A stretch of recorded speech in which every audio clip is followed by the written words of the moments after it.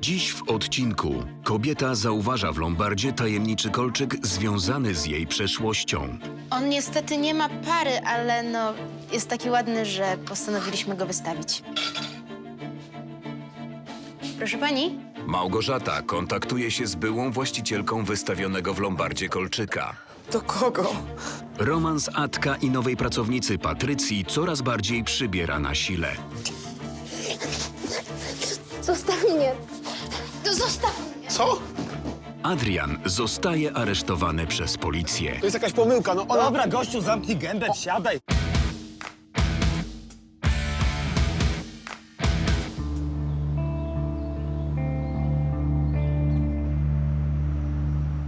Znajomość z Patrycją, nową pracownicą Lombardu, rozwijała się zgodnie z najśmielszymi marzeniami Adriana. Ostatnią noc spędzili u niej.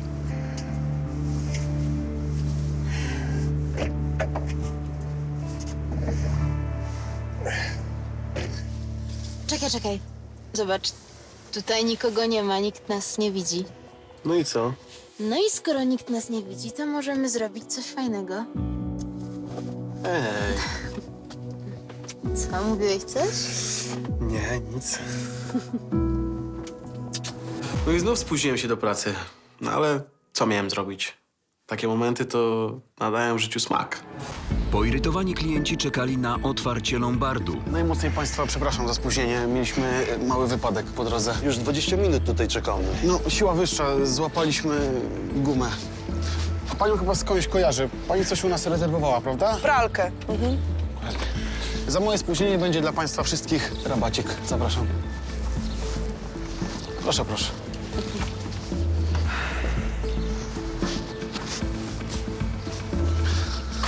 No i musiałem im coś rzucić na zachętę, żeby nie było, że olewamy klientów. Dobrze, że ojca nie było, bo bym się dopiero nas słuchał. Małgorzata czekała, aż Adek przywiezie zakupioną pralkę z zaplecza. Jej uwagę zwrócił złoty kolczyk wystawiony w gablocie. Czy mogłabym zobaczyć ten kolczyk z bliska? Tak, oczywiście. On niestety nie ma pary, ale no jest taki ładny, że postanowiliśmy go wystawić. Szkoda by było przetopić. Ale można by było zrobić z niego wisiorek na przykład.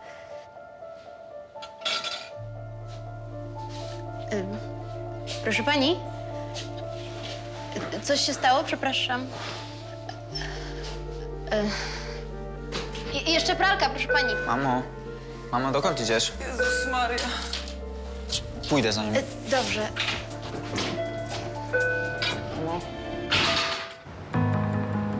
Syn Małgorzaty próbował zrozumieć niecodzienne zachowanie matki. Całe życie go szukałam, rozumiesz?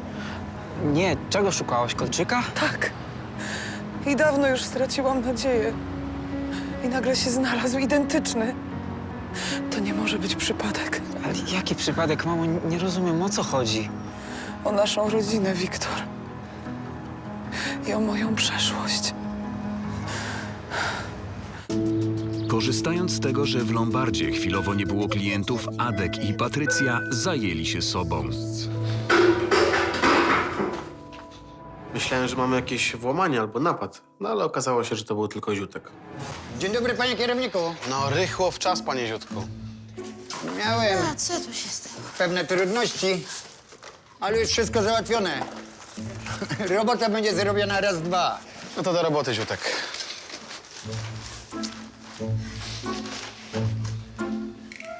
No i zjawił się wreszcie pijaczyna. Jego gdzieś wysłać tak po śmierć normalnie. W sumie to bałem się, żeby czegoś nie zdewastował, bo ruszał się jak słoń w składzie porcelany. Panie Ziutku, tylko żeby pan tego jeszcze bardziej nie zepsuł, no. Bez paniki, paniatku. Ja wiem, co robię. O nie chcę to patrzeć. Cholewcia, wygląda na to, że pęknięcie było w dwóch miejscach. Bałem się, że Ziutek znowu zaleje nam Lombard. No ale w sumie głupio było nie dać mu szansy, kiedy szukał roboty. Ale konsekwencje tego miłosierdzia mogły mieć opłakane skutki. No wie pan, jutro panu umowa wygasa, także no nie bardzo. No zobaczymy, co się da zrobić, dobrze? Okej. To może niech pan zadzwoni jutro, dobrze? My jakoś się dogadamy. Dziękuję, do widzenia. Zwariowałeś? No, chyba raczej ty. Co jest grane? No, rozmawiam z klientem. No, przez telefon. Chyba cię nie widzi, co? Nie bądź bezczelny. Jesteśmy w pracy. Tak? Jakoś wczoraj ci to nie przeszkadzało. Nawet miałem wrażenie, że cię to kręci. Wczoraj byliśmy sami, okej? A teraz hydraulik mógł wejść. Szkuziutek, nie bój się go. Słuchaj, nie znaczy nie, okej? Aha. Okej. No, niezła wariatka z tej Patrycji. W sumie to nie lubię takich klimatów, ale z nią jest inaczej. Zaczyna mnie kręcić ten rollercoaster. Po południu w Lombardzie był coraz większy ruch. Adek jednak nie mógł powstrzymać się od flirtowania z Patrycją. No to będzie 30 zł dla pani. Dobrze, dziękuję ślicznie. I tutaj kopia umowy. Dobrze. I Ja z- też podpisuję? Nie. To tutaj jeszcze. I zapraszam za 4 tygodnie po odbiór. Dziękuję bardzo. Do widzenia. Widzenia. Może skoczymy w weekend na miasto, na jakieś balety? Nie rozpraszaj mnie i wypełnij to lepiej. Nudy.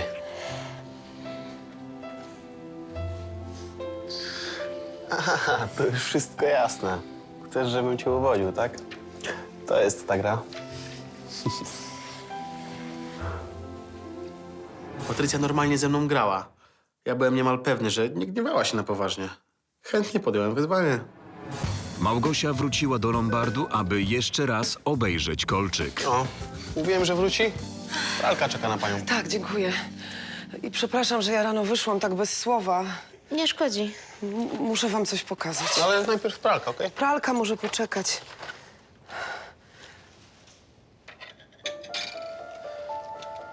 A...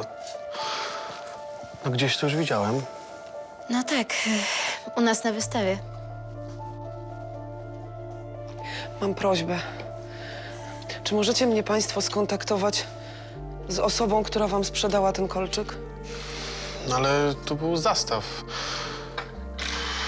I nie pamiętam, kto to zastawił. To było dawno. Taki charakterystyczny kolczyk i nie pamięta pan? No ale kiedy to było, proszę pani, no?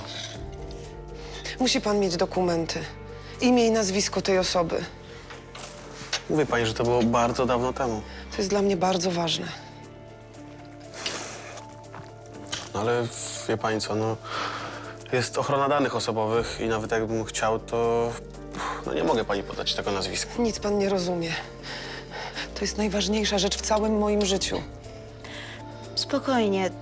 Zaraz to wyjaśnimy. Nie ma się co denerwować. Pani myśli, że ja mam coś nie tak z głową? Nic nie rozumiecie, nic. Myślałem, że ta kobitka albo miała coś z pamięcią, albo w ogóle z deklem. Najpierw zapomniała o pralce, a teraz chciała tylko kolczyk. Nie wiem, jakiego dnia się urodziłam, ani gdzie. Jedyne, co wiem, to, że zakonnice znalazły mnie zawiniętą w becik na progu sierocińca. I nie próbowały szukać pani rodziców? Próbowały, oczywiście. Zawiadomiły milicję. Sprawa była nawet w gazetach, ale nikt się nie zgłosił. W moim beciku był tylko krótki list od matki i ten kolczyk.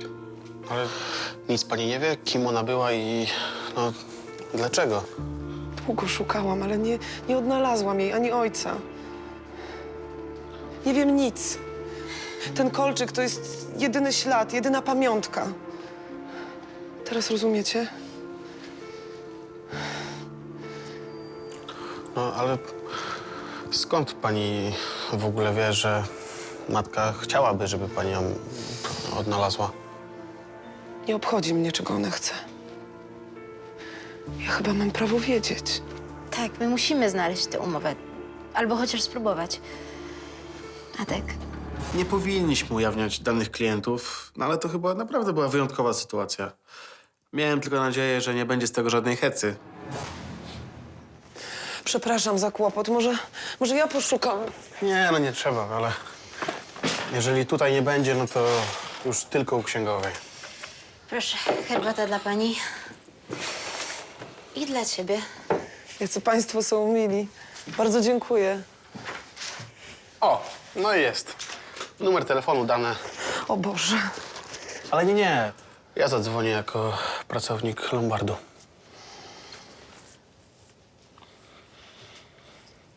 Halo? Dzwonię do pani z Lombardu na ulicy Cichej. Jakiś czas temu zostawiła pani u nas biżuterię, w tym jeden kolczyk. Kwestia jest tego typu, że pewna pani chciałaby się z panią skontaktować w tej sprawie. To pomyłka. Nic nie wiem o żadnym kolczyku. Proszę pani, moja była miała na drugie pomyłka, a pani zostawiła w sierpniu tamtego roku u nas biżuterię, tak? Nie pamiętam. To pomyłka. Do widzenia. No i sama pani nie słyszała. Słyszałam. Ona kłamała, prawda? No, bardzo mi przykro, ale nie wiem, czy możemy coś jeszcze w takiej sytuacji zrobić. Chciałabym kupić ten kolczyk. Ile kosztuje? No powiedzmy 300 zł. Wezmę go. Tylko że z pralki muszę zrezygnować. Jest pani pewna? Żal mi było tej kobiety. Na początku się z niej podśmiewałem troszeczkę, ale za tym kolczykiem stał prawdziwy dramat. A w dodatku niewiele mogliśmy jej pomóc. Kurde, przepraszam, mamo, nie wiem, który jest twój. A czy to ważne? Przykro mi, że niczego się nie dowiedziałaś. Ja nie wiem, dlaczego ta kobieta skłamała przez telefon. Bo na pewno skłamała. Ale głos miała młody, za młody. Czyli to nie mogła być twoja mama. Pewnie to była przypadkowa osoba. Chyba muszę sobie dać z tym spokój. Nigdy się nie dowiem, kim byli. Gorzej, że nadal musimy prać ręcznie. Jak to? Ten kolczyk kosztował 300 zł. Więc zrezygnowałam z pralki. Mamo. Myślisz, że powinnam tam wrócić i go oddać? I wziąć z powrotem pralkę? Nie rób tego. Zatrzymaj go.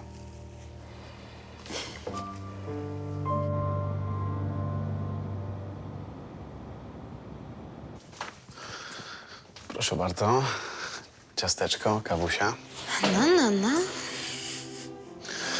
Powiedz mi, co mogę zrobić, żebyś częściej się tak uśmiechała, co? Nie wiem, kombinuj. Kombinuję jak tylko mogę, słuchaj. A sobie kawy nie zrobiłeś?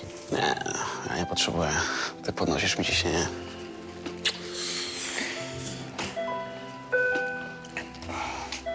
Dobry, Dobry. jest Ziutek? A kim pan jest? Jeszcze go nie ma, bo sprawę mam do niego. Ziutek, nowe zlecenie dla ciebie. O ty łajzo jeden! Panie Adrianie, niech pan mi pomoże! Spokojnie. Ła, co się stało? To złodziej jest jeden, okradł mnie. Jakie okradł? Jakie okradł, no? Wizyty Ziutka to zawsze była przygoda. No, tym razem najwyraźniej niebezpieczna.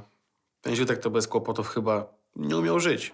Był u mnie na warsztacie, kręcił się niby za robotą, w lewo, w prawo i pod mi narzędzia. Jak? Ukradł?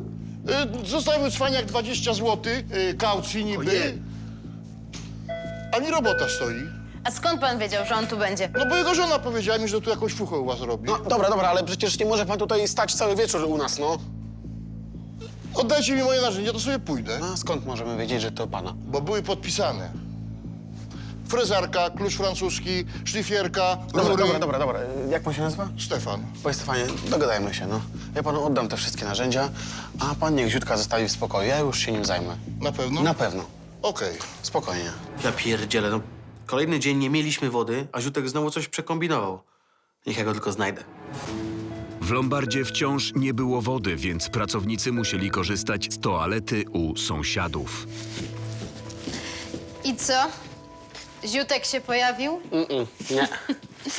No to dzwoń do jego żony. No trzeba będzie. Dzień dobry. Dzień dobry. Dzień dobry. Nazywam się Brygida Szczęsna. Pan dzisiaj do mnie dzwonił. Nie przypominam sobie jakoś. W sprawie złotego kolczyka. No tak, ale tamta pani powiedziała, że to pomyłka jakaś. No, nie no, tak w pierwszej chwili nie skojarzyłam, ale po zastanowieniu to... Ja potrzebuję namiary na tą kobietę. Ale ona nam chyba nie zostawiła żadnego numeru do siebie. Ale to jest bardzo ważne. No, musiała coś zostawić. To kwestia życia albo śmierci. Że wie pani co, jej syn dzwonił tutaj w sprawie pralki, więc może jeszcze mamy jego numer. Ale pani jest jakoś spokrewniona z tą panią, czy co? Ja nie wiem, nie wiem. Co się dzieje? Być Pani? Może. Weź po jakieś krzesło, no dzwoń na pogotowie, co się dzieje? Niech pani oddycha. Wszystko okej? No to był normalnie jakiś zwariowany dzień. Jak nie ziutek, to dziwaczne miłośniczki kolczyków. Dobrze, że kobieta nam nie zeszła w Lombardzie, bo dopiero by było. Siema. No siema. Małolasik, ale rower to na zewnątrz zostaw, okej? Ale to mój zastaw. A jesteś pewny, że twój? No jaha. A ta karetka przed Lombardem to co? Klientka zasłabła. Jak się dowiedziała, ile procentów jej naliczyłeś, to się nie dziwię.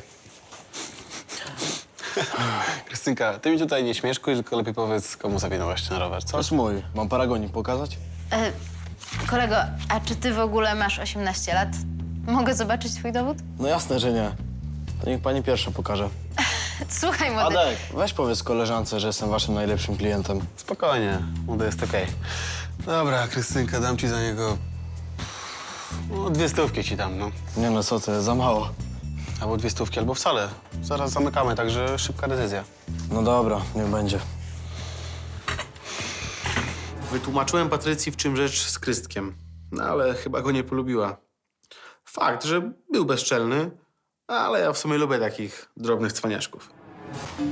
Po zamknięciu Lombardu Adek i Patrycja wrócili do sprawy złotych kolczyków. Próbowali odnaleźć numer kontaktowy Wiktora, syna Małgosi. To jest Lombardo na ulicy Cichej. Z kim mam przyjemność? Aha, pomyłka, przepraszam. Wiesz, nie znałam cię z tej strony. No wiesz, ludziom trzeba pomagać. Karma wraca. No, ale jak udzieliłeś tamtej pani pierwszej pomocy, to naprawdę było super. Dobra, znajdźmy tego gościa, bo już późno. Trzeba jechać do domu.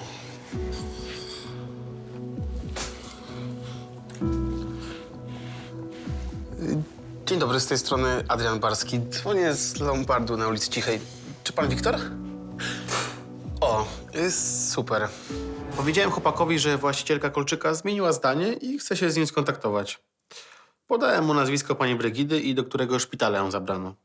No, reszta należała do niego. To co? Do ciebie czy do mnie? Ja do siebie i ty do siebie. Jak to? Ja potrzebuję przestrzeni, Adek. No to u mnie jest bardzo dużo przestrzeni. W domu mam łóżko rozmiar king size. Nie udawaj głupiego. Patty, spotykasz się z kimś, co? Powiedz. Na co się interesujesz? Od kiedy jesteś zaborczy?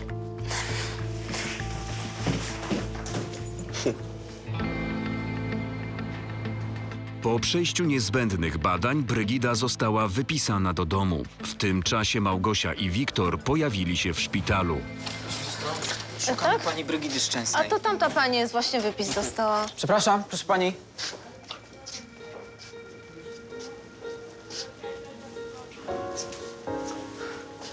Przepraszam, czy to pani była w Lombardzie? Chodzi mi o ten kolczyk. Skąd go pani miała? To pamiątka po mamie. Ja też taki mam. Też po mamie. Przepraszam, ja nawet nie wiem, jak ma pani na imię. Małgorzata.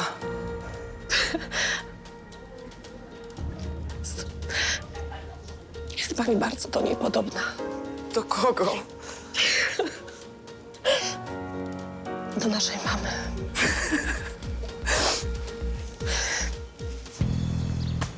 Ponieważ Ziutek zawiódł, Adek próbował zamówić innego fachowca. Do widzenia.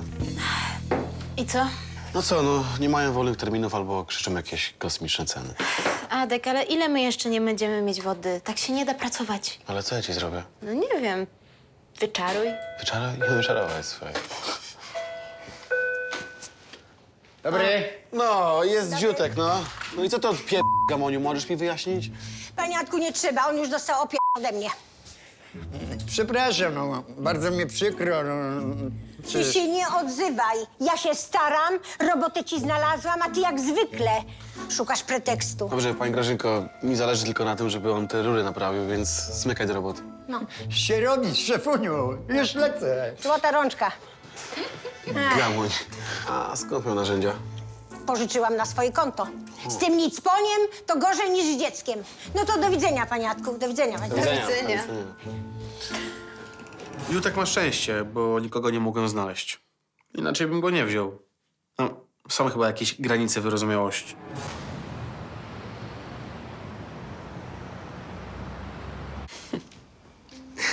A więc pani jest ode mnie starsza o 4 lata.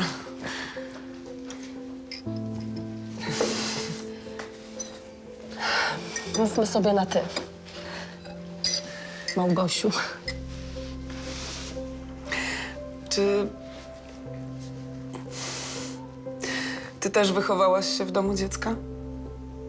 Nie, wychowała mnie ciocia. Kiedy ty się urodziłaś, ciotka nie zgodziła się przyjąć drugiej dziewczynki. I wtedy mama oddała cię do domu dziecka. Nie oddała, tylko podrzuciła pod drzwi jak jakiś śmieć. Nie, ona była wtedy chora, ona sobie nie radziła. Ja niewiele z tego pamiętam, ale ona... to była jakaś choroba psychiczna. A ojciec? Co z nim? Nic nie wiem, nie mieszkał z nami. I nikt mnie nie szukał? Ja miałam 4 lata. Nie rozumiałam, co się dzieje. Ja nie decydowałam o niczym. Ale później... Nie interesowało cię, co się ze mną stało? Zastanawiałam. Nigdy mnie nie szukałaś, prawda?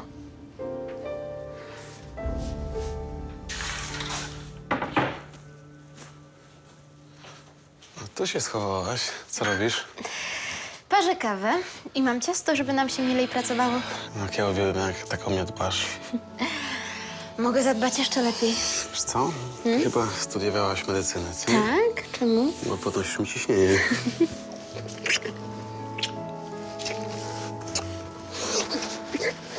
Zostaw mnie. No zostaw mnie. Co? Sorry, kierowniku, no, nie chciałem przeszkodzić. No, ale przeszkodziłeś. Może to i lepiej. No bo po co panu problemy? Problemy? Problemy to za chwilkę ty będziesz miał. Czego chcesz? No, jakaś kawka by nie zaszkodziła, bo czuję, że ciśnienie leci w dół. A chcesz, żebym ja ci podniósł ciśnienie? Chcesz? To może ja później przyjdę. No. Patrycja coraz bardziej mi się podobała, ale nie mogłem załapać jej zajawki. Kiedy chciała flirtować, kiedy nie chciała. Ciężko zrozumieć kobiety. Zobacz. To jest wujek Staszek z córkami. Kiedyś co roku jeździło się do nich na wakacje. No, teraz to już się spotykamy tylko na weselach i na pogrzebach. Zawsze mi tego brakowało. Ślubów, pogrzebów, rodzinnych wakacji, albumów starych zdjęć. Ale wyszłaś za mąż. Masz wspaniałego syna. To prawda. Ale całe życie próbowałam odnaleźć rodzinę. A ty? A ty nigdy nie zastanowiłaś się, co się stało z twoją siostrą? Ja nawet nie byłam pewna, czy ty istniałaś. U nas w domu to był temat tabu. To za bardzo bolało, rozumiesz? Nie. Ale teraz bardzo się cieszę, że się poznałyśmy. To co? Jeszcze jedno pytanie. Czemu zastawiłaś ten kolczyk w lombardzie? No, ja potrzebowałam pieniędzy na lekarstwa, bo ja jestem poważnie chora. Co ci jest? Mam białaczkę. O Boże. Ale... Ale chyba już jest lepiej, co? Lekarze powiedzieli, że teraz tylko przeszczep szpiku może mi pomóc. No, ale jak do tej pory nie udało się znaleźć odpowiedniego dawcy. Może ty mogłabyś mi pomóc? Ja? W czym? Może jako siostra mogłabyś być dawcą szpiku dla mnie? To dlatego zmieniłaś zdanie, co? Wróciłaś do Lombardu, żeby szukać dawcy szpiku, tak? Ja po prostu chcę żyć. Tylko tyle. Wynoś się. Wynoś się, słyszysz?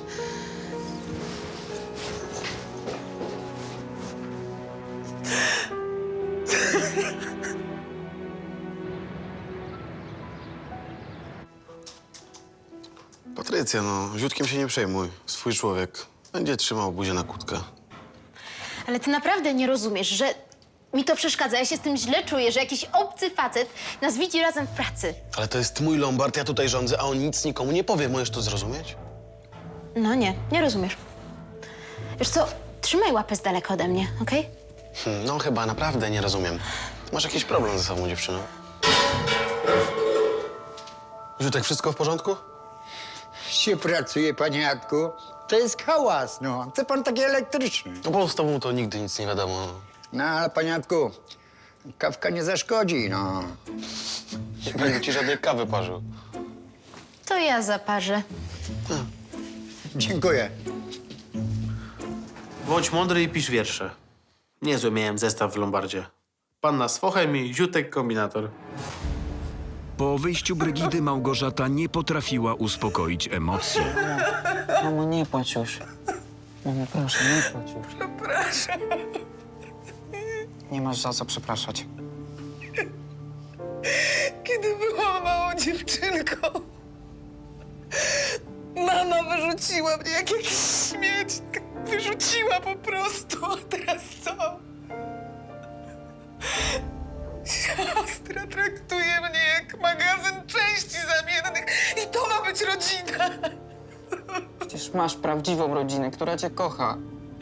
O czym ty mówisz? Ojciec nie żyje. Mam tylko ciebie. To za mało?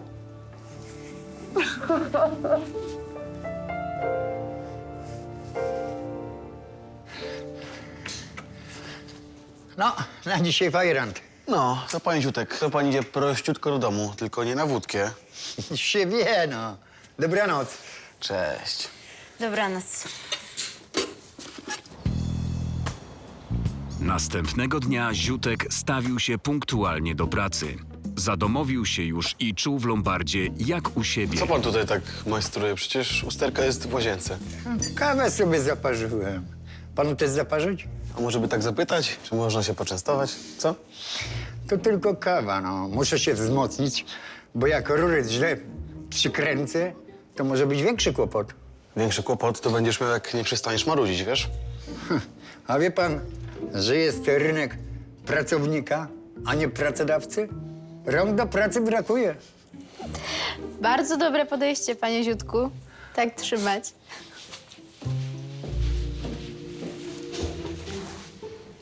Fajna dziewczyna z tej Patrycji. No ba, dlatego ją zatrudniłem. A pan z nią jest tak, no wie pan, no jak no. No tak czy nie tak? Słuchaj, to jest sprawa pomiędzy mną a Patrycją. Jasne? Jasne jak słońce, szefuniu. To goń do rur, bo stygną. Ależ się ten Ziutek rozbestwił. Poczucie wartości mu się chyba podniosło i zaczynał być lekko upierdliwy. Małgosia chciała pozbyć się złotych kolczyków i raz na zawsze zapomnieć o siostrze i matce. To znowu pani. Chciałabym to sprzedać. No ale dopiero pani kupiła jeden z nich. Ja już ich nie chcę, są przeklęte. Co? No nie kolczyki to ja i ta cała moja zakichana rodzina. Ja nie chcę żadnych pamiątek. Ale co się stało? Byłam naiwna. Myślałam, że odzyskałam kochającą siostrę, a ona myśli tylko o swoim zdrowiu, inaczej miałaby mnie gdzieś. Przykro nam. Może to jest jakieś nieporozumienie. Kiedyś matka potraktowała mnie jak zbędny przedmiot, a teraz siostra. Chce, żebym była dla niej dawcą. Dawcą czego? Ma białaczkę i potrzebuje szpiku. Inaczej w ogóle by się do mnie nie odezwała. Ale odda pani dla niej ten szpik? No niby czemu? No, żeby uratować jej życie na przykład. No. Mam w dupie jej życie. Tak jak ona miała moje. Niech sobie umiera. Kupujecie te kolczyki czy nie? To zapraszam do kasy. Byłem w szoku. Tej kobiety w ogóle nie obchodziło, czy jej siostra przeżyje i powiedziała nam o tym otwarcie. Ja rozumiem, że była wkurzona, no ale bez przesady. Chodziło o ludzkie życie. W rozmowę o historii kobiety włączył się nawet pan Ziutek. Wspólnie z Adrianem i Patrycją zastanawiał się, czy należało wtrącać się w spór pomiędzy siostrami. Ja ją rozumiem. Całe życie samotne jak palec, a teraz jeszcze chcą odnieść szpik do przeszczepu. Panie Ziutku, no ale jak ona nie da tego szpiku, to ta siostra może umrzeć. Ale nie można nikogo zmusić do oddania szpiku. No jak nie chce, to nie odda. Nie rozumiesz tego? Ale ja myślę, że one jeszcze się mogą pogodzić. Pani żartuje. Nie. Jak ludziom na sobie zależy, to właśnie takie silne emocje są. No możliwe, no dobra. Idę teraz na papieroska i zaraz do roboty. A wiesz, jakie są moje silne emocje? Adek, a ty tylko o jednym, co? No, tutaj na tym blacie, co teraz? Tak po prostu w środku dnia. Mhm. Odbiło ci, wiesz? Kurdes. Okej, przyznaję bez bicia, że kompletnie odwaliło mi na jej punkcie. Pierwszy raz coś takiego czuję. Dziękuję, do widzenia. Jeszcze tego samego dnia syn Małgosi pojawił się w Lombardzie. Dzień dobry. Czym możemy pomóc? Dzień dobry. Pamięta pan moją mamę? Była tutaj dzisiaj może u was, sprzedała kolczyki? No, pamiętam. Chciałbym je odkupić. No, nawet jeśli mama ich nie chce, chcę, żeby zostały w rodzinie. Chcę je mieć. No dobra. 8 stówek. Nie mam tyle. Dałoby się na raty? No dałoby się na raty, o ile ma pan jakieś stałe dochody. Nie mam. Odłożyłby pan je na parę dni? Na pewno je wykupię. No okej, mógłbym odłożyć, ale potrzebna będzie zaliczka. Przynajmniej 200 zł. Okej, to tylko muszę zapłacić kartą, bo nie mam gotówki. Adek, no a może dałoby radę bez zaliczki albo jakiś upust? Nie dałoby rady. Takie mamy zasady. Może być karta, proszę.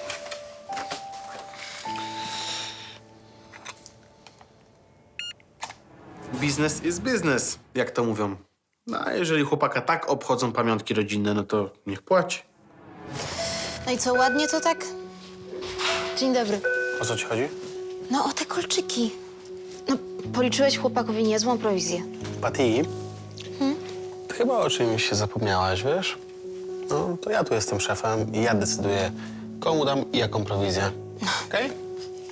Dobrze, szefie, to już się nie powtórzy. No, i od razu lepiej. Tylko jak dzisiaj wrócimy do domu, to ja będę twoją szefową. Wchodzę w to.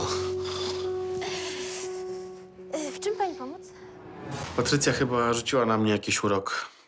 Powiedziała jedno zdanie, a ja od razu wybaczyłem jej wszystkie kłamstewka i dziwactwa. Już nie mogłem się doczekać, aż skończyłem pracę i pojedziemy do mnie. Tak, chodzi mi o to, jak mogę zostać dawcą dla konkretnej osoby. Tak. Proszę poczekać, tylko zanotuję.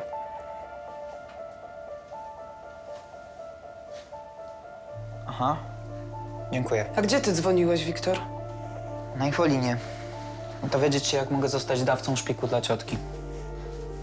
Dla ciotki? twoja siostra to moja ciotka.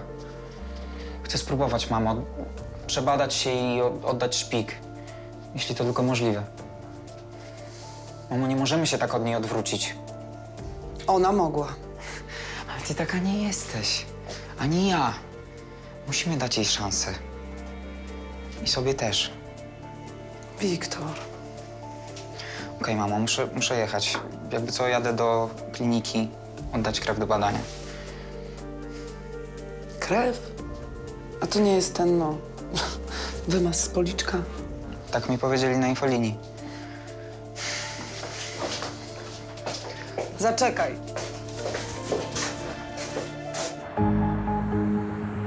Małgosia zmieniła zdanie. Pojechała z Wiktorem do szpitala, by również oddać krew do badania. Do badania. To super, Proszę bardzo. nie chcemy tracić czasu.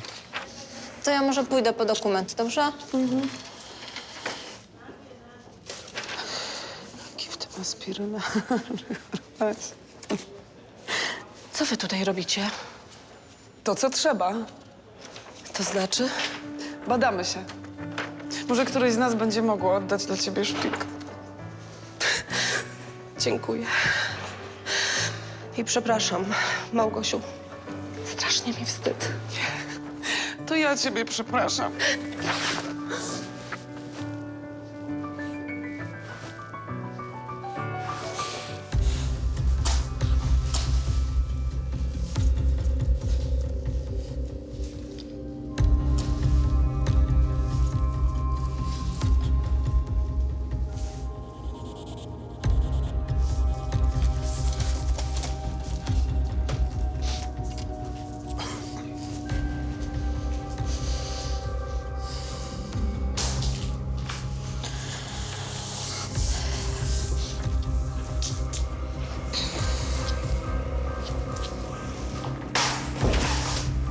Adek, to bolało. No daj spokój, już przecież wiem, że to uwielbiasz. No a skąd wiesz? Co? No. Ty o co ci chodzi? Co jest, ej?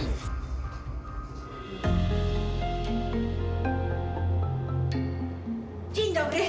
Dzień dobry. A co się stało? Nic. Przyszłam skontrolować Ziutka. A, no to trzeba przyznać, że uwija się od rana jak w zegarku. O, miło słyszeć. Ja dzisiaj jestem fachowiec, no. O, w samą porę przyszłaś na odbiór. Czyli co, robota wykonana, tak? No oczywiście, że tak. Brawo, panie Ziutku. Na szczęście koniec naszych męczarni. Dobrze, no, zapraszam do kasy. Trzeba przyznać, że ten pani mąż coś tam jednak umie. Jak trzeba, to trzeba. No i przynajmniej jedna rzecz była załatwiona. Cieszyłem się, że Ziutek nie będzie nam się więcej plątał po Lombardzie i będziemy mieć więcej swobody z Patrycją. Proszę.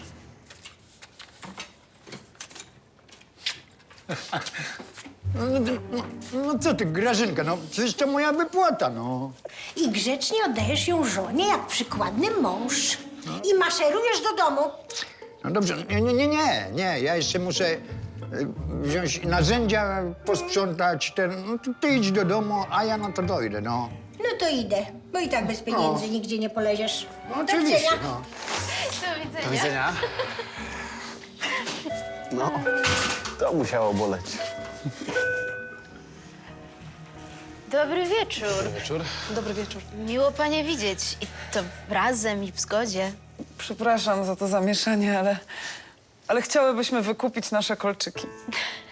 Czyli udało się paniom dogadać. No, wygląda, że obie mamy dosyć trudne charaktery. To u nas rodzinne, ale na szczęście udało się. No, dzięki Bogu Wiktor miał więcej rozumu ode mnie. Czyli odda pani szpik dla siostry. Ja nie mam nic do stracenia, a jej mogę uratować życie. Jeszcze nie wiadomo, czy będzie zgodność szpiku, ale ja zamierzam cieszyć się każdym dniem, który mi pozostał. No to Razem z siostrą. nie pozostaje mi nic innego, jak życzyć pani jak najwięcej takich dni. No i oczywiście szybkiego powrotu do zdrowia, prawda?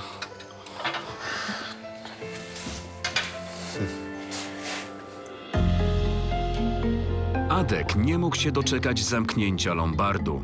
Myślał tylko o tym, żeby spędzić miłe chwile sam na sam z Patrycją. Ziutek, zabieraj już te klamoty, okej? No właśnie skończyłem, no. Ale kierowniku, ze 2 dyszki, no to premii by się należało, co? No nie przeginaj, no panie Ziutku, nie.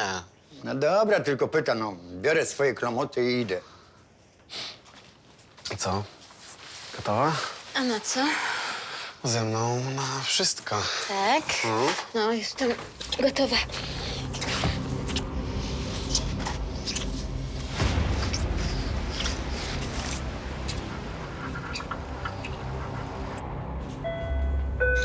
Ała! Co ty robisz? Puść mnie! Co? Puść mnie! Co jest, Patrycja? Jakie puść? Ty... On mnie próbował zgwałcić. Co? Co ty mówisz? Co ty zrobiłeś? Adek, no co ty wyprawiasz, no? Przecież nic nie zrobiłem. Dzwonię na policję.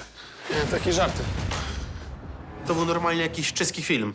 Nie wiedziałem, co je odwaliło. Szok, normalnie szok. Wezwani na miejsce policjanci nie dali wiary tłumaczeniom Atka. Okoliczności świadczyły przeciwko niemu. To jest jakaś pomyłka, no ona... Dobra, gościu, zamknij gębę, siadaj. Ona- Się tylko pogrążasz, Ona siadaj. sama chciała... Siadaj! Prowokowała mnie, rozumiesz? A pan coś widział? Był pan w środku? Ja nic nie wiem, nic nie widziałem. Państwo coś widzieli? No my wszystko widzieliśmy. Możemy złożyć zeznania. To poproszę dowód. Od pani też proszę dowód.